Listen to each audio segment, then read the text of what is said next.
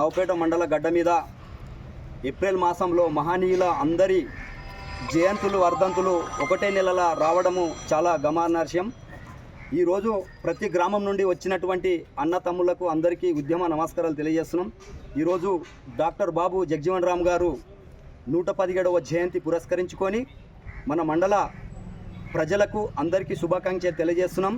అలాగే డాక్టర్ బాబు జగజీవన్ రాము చేయలేని పదవులంటూ లేవు.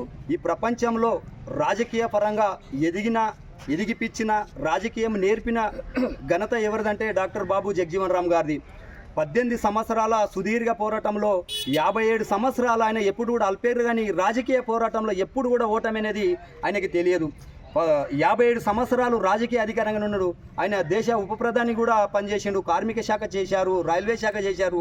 ఆయన పేదల పక్షాన దళితుల పక్షాన చాలా కొట్లాడారు.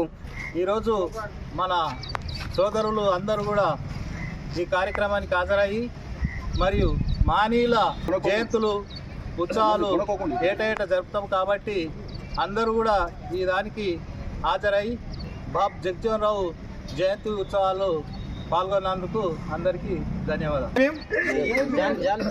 నవపేట అంబేద్కర్ సంఘం ఆధ్వర్యంలో బాబు జగజీవన్ రామ్ 117వ జయంతిని పురస్కరించుకొని ప్రతి గ్రామం నుంచి ఇచ్చేసిన యువకులందరికీ కూడా మరోసారి జై భీమ్.